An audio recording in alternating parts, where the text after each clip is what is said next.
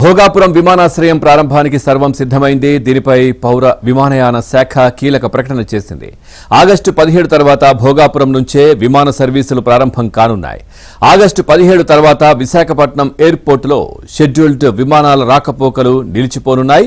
ఇక విశాఖ ఎయిర్పోర్ట్ అంతర్జాతీయ travel code VTZ ఇకపై అల్లూరి సీతారామరాజు అంతర్జాతీయ విమానాశ్రయానికి బదిలీ కానుంది. భోగాపురం విమానాశ్రయానికి అల్లూరి సీతారామరాజు అంతర్జాతీయ విమానాశ్రయంగా నామకరణం చేస్తూ కేంద్ర ప్రభుత్వం గెజిట్ నోటిఫికేషన్ విడుదల చేసింది.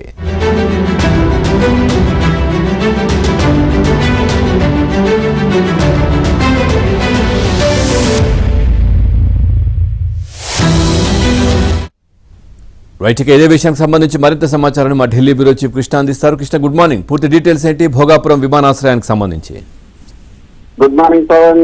ఆగస్టు 17 అర్ధరాత్రి నుంచి భోగాపురం విమానాశ్రయం నుంచి వాణిజ్య విమాన సర్వీసులు అధికారికంగా ప్రారంభమవుతాయి. గత 30 ఏళ్లుగా సేవలు అందించినటువంటి విశాఖపట్నం సివిల్ ఎన్క్లేవ్ INS జేగా నుంచి షెడ్యూల్ సివిల్ అదేవిధంగా వాణిజ్య విమానాల రాకపోకలు ఆగస్టు 17తో నిలిచిపోతాయి. అయితే భారతీయ నౌకాదళం అదేవిధంగా వాయుసేన సైనిక అవసరాలు, VIP విమానాలు అదేవిధంగా నాన్ షెడ్యూల్ చార్టర్డ్ విమానాలు రాకపోకలు విశాఖలోనే యథాతథంగా కొనసాగుతాయి. భోగాపురం విమానాశ్రయానికి అల్లూరి సీతారామరాజు అంతర్జాతీయ విమానాశ్రయంగా నామకరణం చేస్తూ కేంద్ర ప్రభుత్వం గెజిట్ నోటిఫికేషన్ విడుదల చేసింది. విశాఖ ఎయిర్పోర్ట్ యొక్క గ్లోబల్ ఐడెంటిటీ ఏదైతే VTZ IATA కోడ్ ఉందో దాన్ని ఇకపైన భోగాపురం విమానాశ్రయానికి బదిలీ చేశారు. దానికి అది బదిలీ అవుతుంది. ఇక అంతర్జాతీయ ప్రయాణికులు ఎయిర్లైన్స్ బుకింగ్ సిస్టమ్ లో గందరగోళం లేకుండా విశాఖపట్నం కోడ్ అయినటువంటి VTZ ని భోగాపురం విమానాశ్రయానికి కేటాయించడం చాలా కీలకమైన నిర్ణయం చెప్పొచ్చు.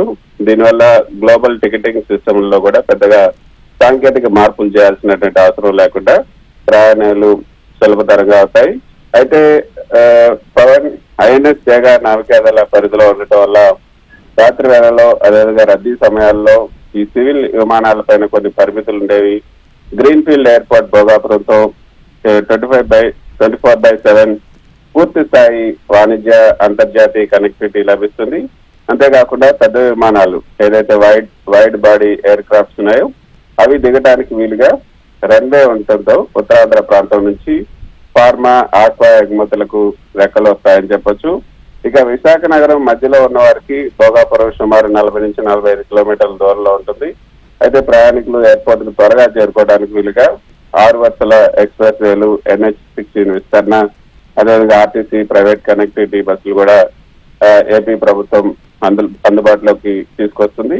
మొత్తానికి అయితే విప్లవ వీరుడు అల్లూరి సీతారామరాజు పేరుతో రూపుదిద్దుకున్న ఈ నూతన అంతర్జాతీయ విమానాశ్రయం ఆగస్టు 1వ తేదీన ప్రధాని మోదీ చేతుల మీదుగా ప్రారంభించబడుతుంది. ఆ తర్వాత ఈ యొక్క విమానాశ్రయం కారణంగా ఉత్తరాంధ్ర ఆర్థిక ముఖ చిత్రాన్ని మార్చడంలో కూడా ఎంతో కీలక పాత్ర పోషిస్తుందని నిపుణులు అయితే చెప్తున్నారు. Right, thank you Krishna, thanks for the updates.